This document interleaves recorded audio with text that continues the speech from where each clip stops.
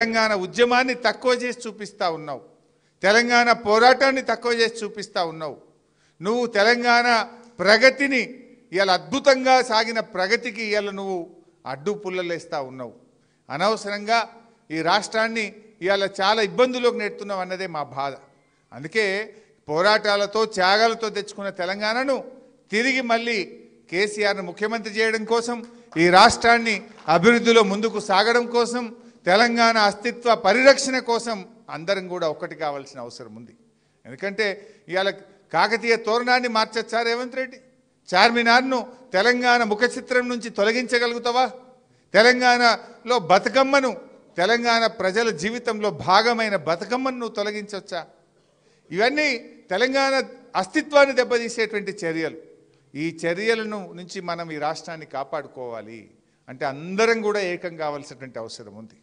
ఎట్లయితే ఆనాడు పోరాటంలో కులాలకు మతాలకు అతీతంగా వయసుతో నిమిత్తం లేకుండా ఉద్యోగాలను లెక్క చేయకుండా ఉద్యోగులు అందరూ కూడా పోరాటం చేసిండ్రు.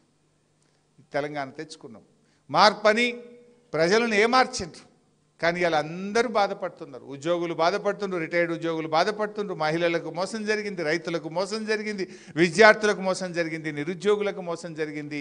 అన్ని వర్గాలను 42% రిజర్వేషన్ అండి, బీసీలను మోసం చేసిండు, అందరినీ మోసం చేసిండు రేవంత్. ఇవాళ అన్ని వర్గాలకు కూడా అర్థమవుతుంది. సో తప్పకుండా అందరం కలిసి మళ్ళీ ముందుకు సాగుదాం.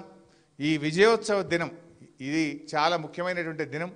ఇవాళ తెలంగాణ రాష్ట్రము అని మనం గర్వంగా చెప్పుకుంటున్నామంటే, ఇవాళ మేము వేర్ ఆర్ యూ అంటే మీరు ఎక్కడి నుంచి అంటే ఐఎమ్ ఫ్రమ్ తెలంగాణ అని ఇవాళ ప్రపంచవ్యాప్తంగా ఇవాళ గర్వంగా తల ఎత్తుకొని చెప్తున్నామంటే కేసీఆర్ దీక్ష ఫలితం, డిసెంబర్ 9వ తేదీ ఫలితం. అందుకే ఈ రోజును మనం విజయోత్సవ దినంగా జరుపుకోవాలి. ఎందుకంటే చేసిన దాన్ని కూడా గొప్పగా చెప్పుకోవాలి. జయశంకర్ సార్ ఒక మాట అనేటోడు, తెలంగాణ వెనుకబడ్డది కాదు, వెనుక పడేయబడ్డది అనే మాట జయశంకర్ సార్ పదే పదే చెప్పేటోడు. ఎప్పుడైనా ఆ రోజుల్లో ఒకటి ఉండేది, కేసీఆర్ గారు ఉద్యమం స్టార్ట్ చేసిన 2001లో తెలంగాణ అనే పదం నిషేధించింది ఈ రాష్ట్రంలో. ఉమ్మడి ఆంధ్రప్రదేశ్లో మనం 2001లో. అప్పటి వాళ్ళు ఉద్యమకారులకు ఐడియా ఉంటుంది. కేసీఆర్ గారు ఒక ప్రెస్ మీట్ పెట్టినా ఒక అంశం మీద మాట్లాడితే కేసీఆర్ గారు తెలంగాణ అని మాట్లాడుతుండే, పేపర్లు ఏమొస్తుండే వెనుకబడ్డ ప్రాంతం అని వస్తుండే. తెలంగాణ పేరు రాయకపోదురు పేపర్లో.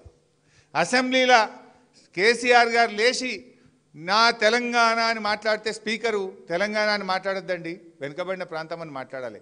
ఇది అసెంబ్లీ రికార్డు నుంచి కేసీఆర్ గారు మాట్లాడిన తెలంగాణ పదం నిషేధిస్తున్నాం. యనమల రామకృష్ణుడు ఉత్తర్వులు ఇచ్చిండు ఆ రోజు. ఉమ్మడి ఆంధ్రప్రదేశ్లో తెలంగాణ పదము నిషేధించబడ్డది. అంటే నీ అస్తిత్వమే లేదు. నువ్వు ఎక్కడి నుంచి నీ జాతి ఏంటంటే నా జాతి తెలంగాణ అని చెప్పుకునే పరిస్థితి మనకు లేకుండా పోయింది ఆ రోజు. ఎవరైనా తన తల్లి తనకు గొప్పది, తన జాతి తనకు గొప్పది, నీ జాతి గురించి నీ ప్రాంతం గురించి చెప్పుకోలేని పరిస్థితుల్లో నెట్టివేయబడ్డాం ఆ రోజు.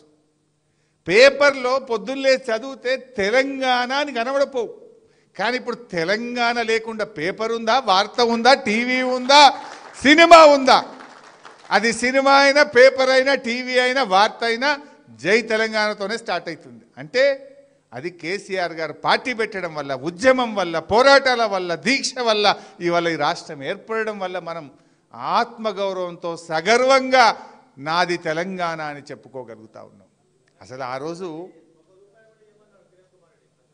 ఇక ఇట్లా చెప్తే చాలా ఉన్నాయి ఇంకా. అయితే అట్లా అసలు నిజంగా నేనే విట్నెస్. పొద్దున్న లేచి ఆ రోజుల్లో ఈనాడు, ఆంధ్రజ్యోతి, వార్త 3-4 పేపర్లే ఉంటుండే. పేపర్ తిప్పితే తెలంగాణ ఉండదు. అట్లా వెనుకబడ్డ ప్రాంతంలో మాకు కరువు ఉన్నది, మా వెనుకబడ్డ ప్రాంతంలో కరెంట్ వస్తలేదు, మా వెనుకబడ్డ ప్రాంతంలో రైతులు ఆత్మహత్య చేసుకుంటుందనే ఉంటుంది. నా తెలంగాణలో రైతుల ఆత్మహత్యలు రాదు పేపర్లో. యాద్ చేసుకొని మీరు లేదా పాత పేపర్లు చూడండి. వెనుకబడ్డ ప్రాంతం తెలంగాణ పేరు నిషేధించబడ్డది. అసెంబ్లీలో నిషేధం, పత్రికల్లో నిషేధం, సినిమాల్లో నిషేధం, మన బతుకులో నుంచే తీసేసిండ్రు. ఇవాళ మనందరం ఇంత స్వేచ్ఛ వాయువులు పీల్చుకుంటున్నామంటే, ఇంత గౌరవంగా నాది తెలంగాణ అని ఇంత గర్వంగా చెప్పుకుంటున్నాం కదా. అంతెందుకు ఇదే చంద్రబాబు నాయుడు గారు చెప్పింది కదా, వెనకటినేమో ఆంధ్రాలో ఎకరం అమ్మితే తెలంగాణలో 10 ఎకరాలు వస్తుండే. కేసీఆర్ వచ్చినాక ఏమైంది? 10 ఏళ్లలో ఈడెకరం అమ్మితే ఆడ 10 ఎకరాలు వచ్చేటట్టు చేసిండా లేదా కేసీఆర్? మరి జయశంకర్ సార్ చెప్పినట్టు మనది వెనుకబడ్డదా వెనుకబడేయబడ్డదా? వెనుకబడేయబడ్డది. ఇవాళ రేవంత్ రెడ్డి తెలంగాణ తల్లిని బీద తల్లిని చేసి పారేసిండు, బీద తల్లిని చేస్తుండు. అరే అరే మనం బీదోళ్ళం కాదురా భయ్, మనం వెనుకబడేయబడ్డోళ్ళం, మనం we are rich by all means. తెలంగాణకు ఆ శక్తి ఉన్నది, ఆ సంపన్నం ఉన్నది అంటే ఆ రోజు తెలంగాణ ద్రోహులో, ఆనాటి సమైక్యాంధ్ర పాలకులో తెలంగాణను వెనుకబడేసిండ్రు. ఈయన వాళ్ళ తొక్కొచ్చిండు కదా, వాళ్ళెంబడి నడిచినోడే, అదే సోయిలు ఉన్నాడు, ఇంకా అదే బాటలో నడుస్తున్నాడు. ఇంకా ఇవాళ ఇవన్నీ మనం ఆలోచించాలి. అందుకే ఇది కేవలం పదవుల కోసమో అధికారం కోసమే కాదు, ఇవాళ తెలంగాణ అస్తిత్వ పరిరక్షణ కోసం, తెలంగాణ ఉద్యమకారుల త్యాగాల చరిత్ర పుటల్లో నిమగ్నం చేయడం కోసం ఇది మనం మరొక పోరాటానికి అవసరమైతే రూపుదిద్దాల్సిన అవసరం ఉంది అందరం. ఎందుకంటే ఏ ప్రపంచంలో ఏ జాతి అయినా సరే ముందు ఆత్మగౌరవం కోరుకుంటారు, అస్తిత్వం కోరుకుంటారు.